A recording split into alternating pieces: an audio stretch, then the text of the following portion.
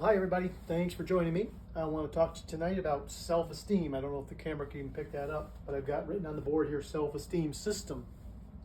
Several years ago, my boy was just a little tot. And back then kids were never tired, and it was probably 9:30. His bedtime was probably 8:30, and he's still scampering around, not even tired. Forgot to brush his teeth, needs a snack. The whole thing carries on until 10 o'clock. Meanwhile, I'm trying to write this workbook here on self-esteem.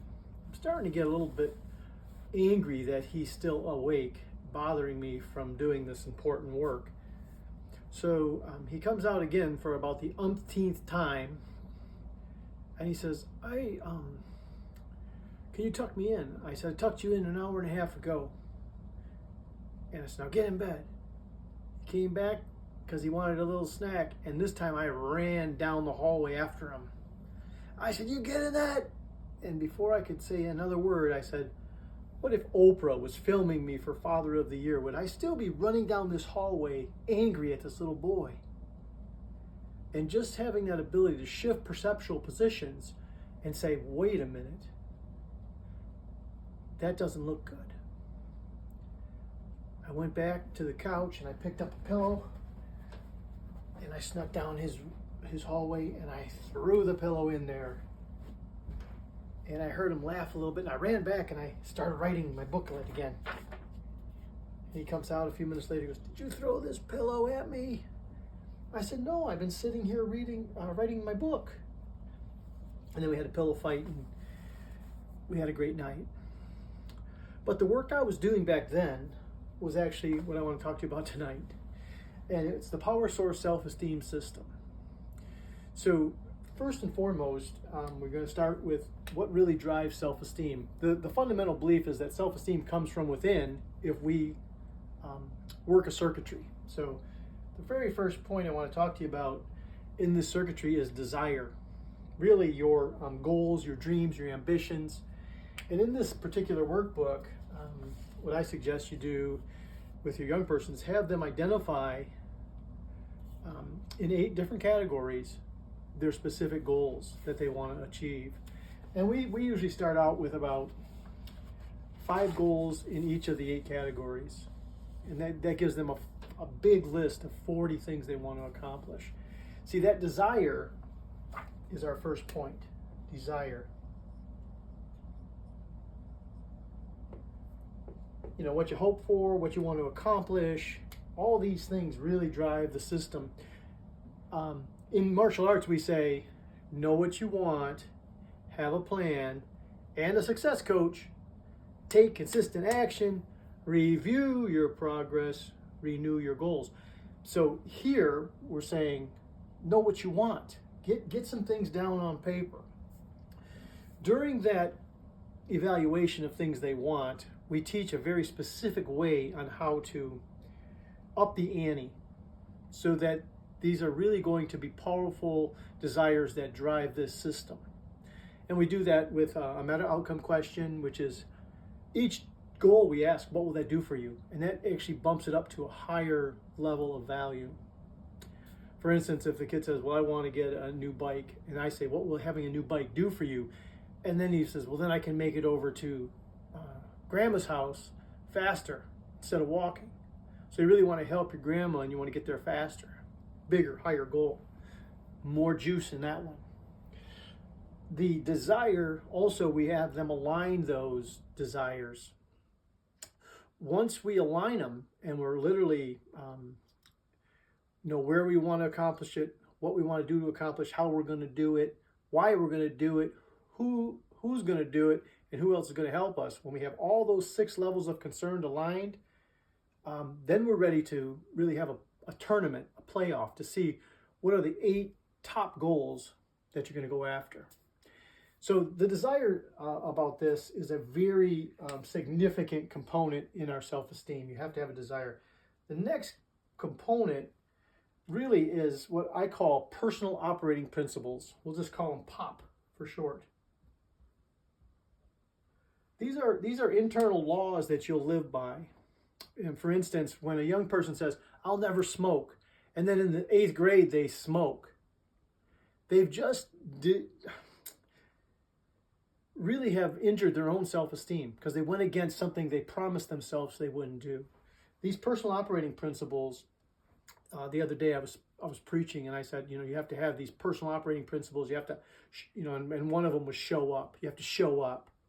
You have to gently redirect people. That was another one. And then you have to mentor somebody. So those were three real powerful personal operating principles that if someone lives by, chances are they're going to be successful. I have a personal operating principle of always wanting to live drug and alcohol free. Been drug and alcohol free since 1981. And I'm not about to start tonight.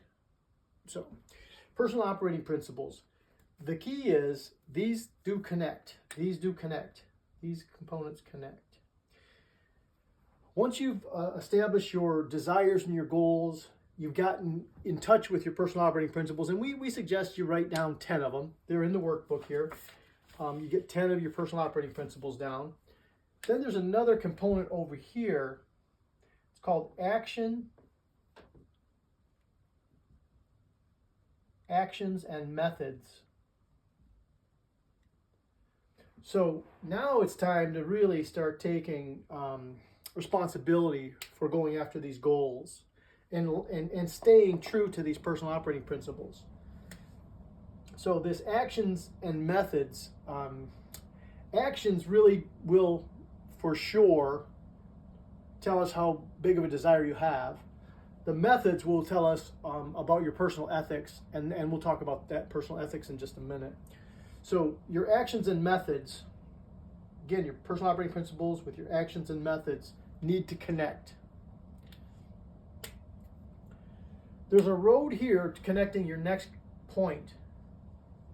This road, although I'm going to draw it straight, is not straight.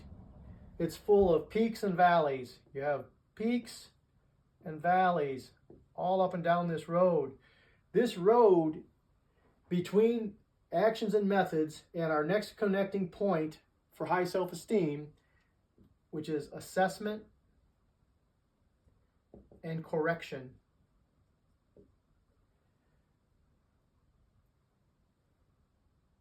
This road is where all the achievement, all the failure, all the setbacks, all the victory occurs. People with high self-esteem assess and correct. Remember this, in baseball, in the All-Star, they just had the Hall of Fame voting. To get in the Hall of Fame, all you have to do is consistently get on base 1 out of every 3 times. So the best of the best are making 2 outs out of 3 times up at bat. And we're teaching our young people that they have to be perfect. I'm going to tell you something. You have to have a healthy assessment and correction component. And in here, we start with a personal inventory. We ask you to really delve into your weaknesses, your strengths and weaknesses. So the assessment and correction tools that are in there, they connect with this other foundational point. These points at the bottom, this is personal ethics. I just mentioned that for you, personal ethics. If you think about a tree, the trunk of the tree would be the pop, the personal operating principles. The personal ethics would be the roots and also the branches that come off this tree. These are those daily decisions we have to make, and we have to do the right thing. We always say, do the next right thing. Buddy of mine, he says, do the next kind thing. Isn't that a good one? So this personal ethics is our another foundational point. We connect that back up with the desire. You'll see the metaphor for the power source self-esteem is a star. The sun will generate its own energy. It's a big star. Your self-esteem comes from within. This is where self-esteem comes from within. You must have your desires. You must live by personal operating principles that you won't deviate from.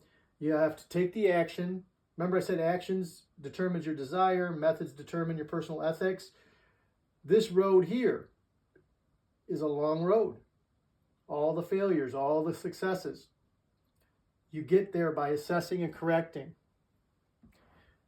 Lock it down with the personal ethics, and you'll see that this particular system will generate high self-esteem for yourself and for your child.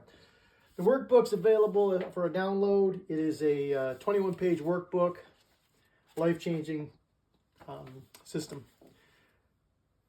Let's get those kids with high self-esteem.